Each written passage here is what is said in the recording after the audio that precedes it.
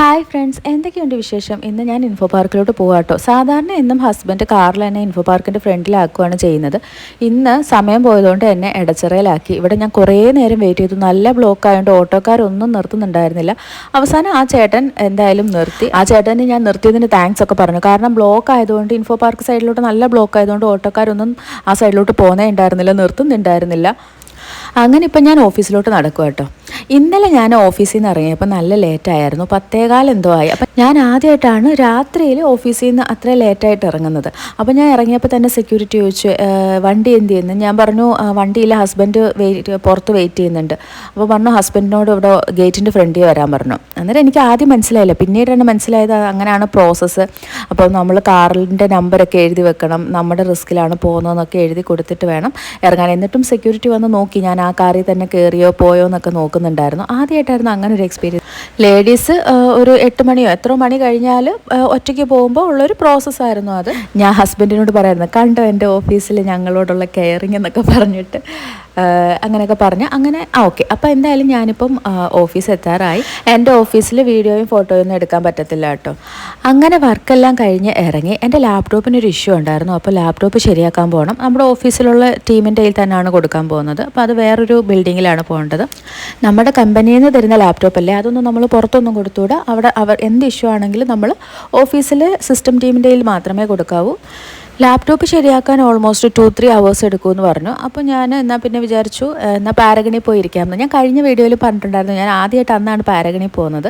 അന്ന് ലാപ്ടോപ്പ് ഇതുപോലെ സർവീസ് ക്യാമ്പിന് വന്ന സമയത്താണ് ഞാൻ പാരഗണിൽ പോകുന്നത്. ഇതിപ്പോൾ 2ാമത്തെ വട്ടം കേട്ടോ ഞാൻ ഇവിടുത്തെ പാരഗണിൽ പോകുന്നത്. ആദ്യം പോയപ്പം എനിക്ക് ടെൻഷനായിരുന്നു, കാരണം ഈ വേൾഡ് ട്രേഡ് സെൻറ്ററിൽ നമ്മളുടെ കമ്പനിക്ക് കയറാൻ പറ്റുമോ, അത് ഇനിയും കുറച്ച് അവിടെയുള്ള കമ്പനീസിന് മാത്രമാണോ കയറാൻ പറ്റുന്നത്, അങ്ങനെ കുറേ ഡൗട്ടുകളും, പിന്നെ എവിടെയാണ് പാരഗൺ, അങ്ങനെ കുറേ ഡൗട്ടുകളുണ്ടായിരുന്നു. കഴിഞ്ഞ പ്രാവശ്യം പോയതുകൊണ്ട് ഇപ്രാവശ്യം അത്ര ഡൗട്ടൊന്നും ഉണ്ടായിരുന്നില്ല, നമുക്ക് എങ്ങനെയൊക്കെയാണെന്നൊക്കെ അറിയായിരുന്നു. അപ്പോൾ സെക്യൂരിറ്റിയുടെ അവിടെ ചെന്നിട്ട് നമ്മൾ എംപ്ലോയി ഐഡിയും ഡീറ്റെയിൽസും എല്ലാം എഴുതിയിട്ട് നേരെ ഇനിയിപ്പം പാരഗണിൽ പോവാണ്. ഇതിൻ്റെ ഏറ്റവും ടോപ്പിലാട്ടോ പാരഗൺ. ഇതിനകത്ത് കുറേ കമ്പനീസ് എല്ലാം ഉണ്ട്. ഇവിടെ കയറുമ്പോൾ ഉള്ള സെക്യൂരിറ്റിയുടെ അവിടെ എഴുതി വെച്ചിരുന്നതെന്ന് വെച്ച് കഴിഞ്ഞാൽ 6:30 കഴിഞ്ഞാൽ അതർ കമ്പനീസിൻ്റെ എംപ്ലോയീസിന് ഇതിനകത്ത് കയറാൻ പറ്റത്തില്ല എന്നാണ്. എന്തായാലും ഇനി ഒരു 2-3 hours വെയിറ്റ് ചെയ്യണം. കുറച്ച് നേരം പാരഗണിലൊക്കെ ഇരിക്കാമെന്ന് വിചാരിക്കുന്നു. അങ്ങനെ നേരെ പാരഗൺ ലക്ഷ്യമാക്കി നടക്കുവാണ്. കഴിഞ്ഞ പ്രാവശ്യം വന്നപ്പോൾ എങ്ങോട്ടാണ് പോകേണ്ടതെന്നൊന്നും അറിയത്തില്ലായിരുന്നു. ഇപ്രാവശ്യം നമുക്ക് അറിയാവുന്നതുകൊണ്ട് നേരെ പോയിട്ട് ലിഫ്റ്റിൽ ക്ലിക്ക് ചെയ്തിട്ട് നേരെ ഏറ്റവും ടോപ്പിലെത്തി. അവിടെയാണ് പാരഗൺ ഉള്ളത്. ഇവിടെ നല്ല അടിപൊളിയൊരു വ്യൂ ഉണ്ട് കേട്ടോ. ഇവിടെ നിന്ന് നോക്കിയാൽ IBSഉം കുറേ കമ്പനീസൊക്കെ കാണാൻ പറ്റും.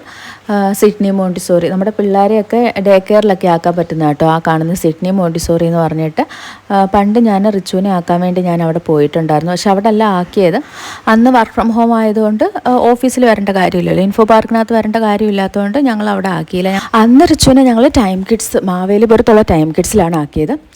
അതൊക്കെ പോട്ടെ. അപ്പം നമ്മൾ അങ്ങനെ നേരെ പാരഗണിലേക്ക് വന്നു.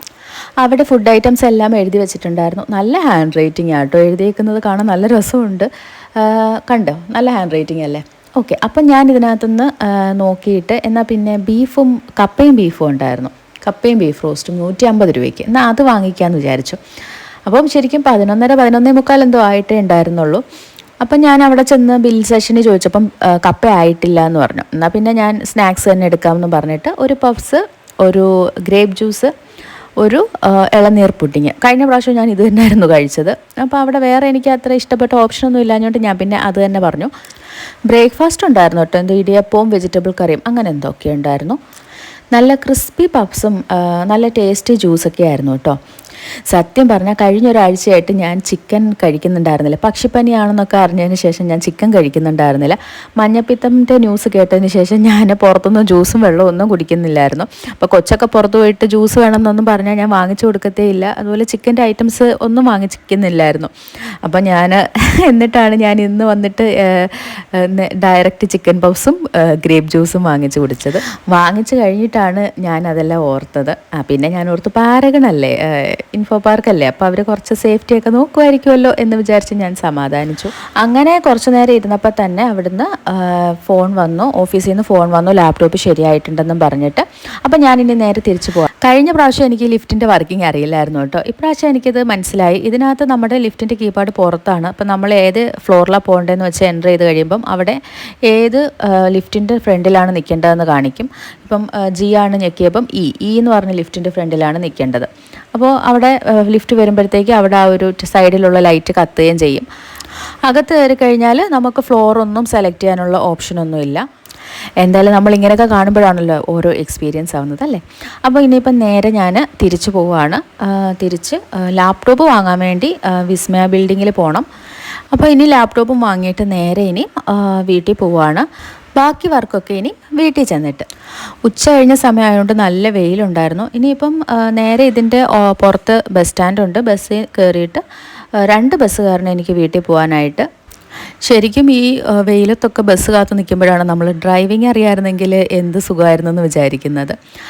ഇത് കണ്ടോ, ഇത് അവിടെ എന്തോ സൈക്കിളൊക്കെ നമുക്ക് എടുത്തിട്ട് പോകാനുള്ള എന്തൊക്കെയോ പ്ലാനൊക്കെ ഉണ്ട്. ഇവിടെ ഫ്രണ്ടിൽ വെച്ചിരിക്കുന്ന സൈക്കിൾ നമുക്ക് പേ ചെയ്തിട്ടൊക്കെ പോകാനൊക്കെ പറ്റും. എനിക്ക് ഭയങ്കര പേടിയാട്ടോ പട്ടീനെ. ഇവിടെ അങ്ങനെ ഇപ്പോൾ ഇച്ചിരി കുറവുണ്ട്. നേരത്തെയൊക്കെ വരുമ്പം അവിടെ ഇവിടെയൊക്കെ 2-3 പട്ടികൾ ഉണ്ടായിരിക്കും. എൻ്റെ ഒരു കസിനെ പട്ടി ഓടിച്ചിട്ട് അവൾ വീണിട്ട് അവൾക്ക് നല്ല വേദനയൊക്കെ ആയിരുന്നു. അതിനുശേഷം എനിക്ക് പട്ടീനെ കാണുമ്പോഴേ ഭയങ്കര പേടിയാണ്. അതിനുശേഷമല്ല, അതിന് മുമ്പ് എനിക്ക് പട്ടീനെ പേടിയാണ്. പക്ഷേ ആ ഒരു ഇൻസിഡൻറ്റിന് ശേഷം പട്ടീനെ കാണുമ്പോഴേ എനിക്ക് കുറച്ചും കൂടെ എക്സ്ട്രാ പേടിയായിട്ടുണ്ട്. അങ്ങനെ ഞാൻ കുറേ നേരം ബസ്സൊക്കെ കാത്തു നിന്നിട്ട് ബസ്സൊക്കെ കിട്ടി. ആ കാണുന്നതാട്ടോ സ്മാർട്ട് സിറ്റി. അവിടെയും കുറേ കമ്പനീസ് ഉണ്ട്. അങ്ങനെ ഞാൻ 2ാമത്തെ ബസ് കയറി വീട്ടിലോട്ട് പൊയ്ക്കൊണ്ടിരിക്കുകയാണ്. ഇതാണ് മനക്കക്കടവ് എന്ന് പറഞ്ഞ സ്ഥലം. ഇതെനിക്ക് ഭയങ്കര ഒരു ഫേവറേറ്റ് പ്ലേസ് ആയിരുന്നു. ശരിക്കും ഇതിനേക്കാൾ മരം ഉണ്ടായിരുന്നു. 2 സൈഡും ഇങ്ങനെ തിങ്ങിയ മരങ്ങൾ ഇങ്ങനെ ഒരു ആർച്ച് പോലെ നിൽക്കുമായിരുന്നു. അടിപൊളി ഭംഗിയായിരുന്നു കാണാനായിട്ട്. ഇങ്ങനെ ഈ ആർച്ചിനിടയിലൂടെ നമ്മൾ വണ്ടി ഓടിച്ചുകൊണ്ട് പോകുന്നൊരു ഫീലായിരുന്നു. ഇപ്പോൾ കുറേ മരങ്ങളൊക്കെ വെട്ടി മുറിച്ച് മാറ്റി. കുറച്ച് കഴിയുമ്പോൾ ഈ കാണുന്ന മരങ്ങളും മിക്കവാറും മുറിച്ച് മാറ്റുമായിരിക്കും. ഈ പാലത്തിനടിയിലൂടെ ഒരു വലിയ നദിയൊക്കെ പോകുന്നുണ്ട്. കടമ്പ്രയാറാന്ന് തോന്നുന്നു. ഇവിടെ ഈവനിങ് വന്നിരിക്കാനൊക്കെ ഉള്ള സെറ്റപ്പൊക്കെ ചെയ്തിട്ടുണ്ട്. ആ സ്ഥലം മനസ്സിലായോ നിങ്ങൾക്ക്? മനസ്സിലായെങ്കിൽ കമൻറ്റ് ചെയ്യൂ കേട്ടോ. ഇവിടെ നിന്ന് അടുത്താണ് എൻ്റെ വീട്. സ്ഥലം മനസ്സിലായോ? വണ്ടർലയാണ് കേട്ടോ. ഇവിടെ ഞങ്ങൾ താമസിക്കുന്നതിന് മുമ്പ് ഞങ്ങൾ ഇടയ്ക്കിടയ്ക്ക് കുറേ വട്ടം വന്നിട്ടുണ്ട് വണ്ടർലയിൽ. പക്ഷേ അടുത്ത് താമസിച്ചതിന് ശേഷം പിന്നെ ഇതുവരെയും വരണം എന്ന് വിചാരിച്ചു കഴിഞ്ഞാൽ ഇങ്ങനെ നീണ്ടു പോത്തേ ഉള്ളൂ. അങ്ങനെ വീട്ടിൽ വന്നു. ഇനിയിപ്പം ബാക്കി വർക്ക് ചെയ്യണം. ഞാൻ പറഞ്ഞില്ലേ, എനിക്കൊരു 12 to 9 ആണ് ശരിക്കും എൻ്റെ വർക്ക് ടൈമിങ്. പക്ഷേ ഞാൻ ഒരു 9 മണിയാകുമ്പോഴത്തേക്കിനും ഓഫീസിൽ പോകും. ഹസ്ബൻഡിൻ്റെ കൂടെ തന്നെ ഞാൻ ഓഫീസിൽ പോകും. അപ്പോൾ ഇനിയിപ്പം 12 മണി കഴിയുമ്പോഴാണ് എല്ലാവരും ലോഗിൻ ചെയ്യുന്നത്. അപ്പം ഞാൻ വന്നിട്ട് എന്തായാലും കുറച്ച് നേരം റെസ്റ്റ് എടുത്തിട്ട് പിന്നെയും വർക്കിന് കയറും. Work, team meeting, code review, അങ്ങനത്തെ കുറേ കാര്യങ്ങൾ. പിന്നെ വൈകിട്ടാണ് സ്റ്റാൻഡപ്പ് ഉള്ളത്. ശരിക്കും ഒരു 4 മണി കഴിഞ്ഞപ്പോഴത്തേക്കിനും മഴ തുടങ്ങിയിട്ടുണ്ടായിരുന്നു. നല്ല മഴ എന്ന് വെച്ചാൽ നല്ല പെരുമഴ. എന്നും മഴക്കോളൊക്കെ ഉണ്ടായിരുന്നെങ്കിലും വലുതായിട്ട് പെയ്തില്ലായിരുന്നു. അങ്ങനെ കാത്തുകാത്തിരുന്ന് മഴ പെയ്ത് കഴിഞ്ഞപ്പോൾ നിർത്താതെ പെയ്യുവാണ്. പിന്നെ ഓഫീസിലുള്ള ഫ്രണ്ട്സൊക്കെ മെസ്സേജ് ഇട്ടു, ഇൻഫോ പാർക്ക് റോഡൊക്കെ വെള്ളത്തിലായിരുന്നു. നമ്മളിപ്പോൾ കണ്ടില്ലേ, നല്ല അടിപൊളിയായിട്ട് കിടന്ന റോഡ് നല്ല പൊരുവെയിലത്ത് കണ്ട ആ റോഡുകൾ മൊത്തം ഇപ്പോൾ വെള്ളത്തിലായിട്ടുണ്ട്. എന്തായാലും ഭാഗ്യത്തിന് ഇന്ന് ഈവനിങ് ഇറങ്ങാൻ വേണ്ടി തോന്നിയില്ല. അല്ലായിരുന്നെങ്കിൽ ഞങ്ങളും പെട്ടുപോകുമായിരുന്നു. അതുപോലെ പിന്നെയും ഫ്രണ്ട്സ് മെസ്സേജ് ഇട്ട് കുറേ നൈറ്റ് ആയപ്പോഴത്തേക്കിനും ആ വെള്ളമൊക്കെ കുറഞ്ഞിട്ടുണ്ട് എന്ന് പറഞ്ഞു. പക്ഷേ ഇവിടെയൊക്കെ മഴ ഇതുവരെ നിർത്താതെ പെയ്യുവാണ്. ഇനിയിപ്പോൾ എന്താവും നാളത്തെ അവസ്ഥ എന്നറിയത്തില്ല. മഴയൊക്കെ പെട്ടെന്ന് മാറിയാൽ മതിയായിരുന്നു. വെയിലായിരുന്നപ്പം സൂര്യാഘാതവും ഭയങ്കര വെയിലും, മഴ പെയ്തപ്പം നിർത്താതെ മഴ. പെട്ടെന്ന് മഴയൊക്കെ മാറിയാൽ മതിയായിരുന്നു. ഈ വെള്ളത്തിനിടയിലൂടെ ഒക്കെ ഓഫീസിൽ പോകുന്ന കാര്യം ആലോചിക്കാൻ വയ്യ. നിങ്ങളുടെ അവിടെയൊക്കെ മഴയുണ്ടോ? എന്താണ് അവസ്ഥ എന്ന് കമൻറ്റ് ചെയ്യട്ടോ. അപ്പോൾ ഇന്നത്തേക്ക് അത്രയേ ഉള്ളൂ. ഇനി അടുത്ത വീഡിയോയിൽ കാണാം. ബൈ.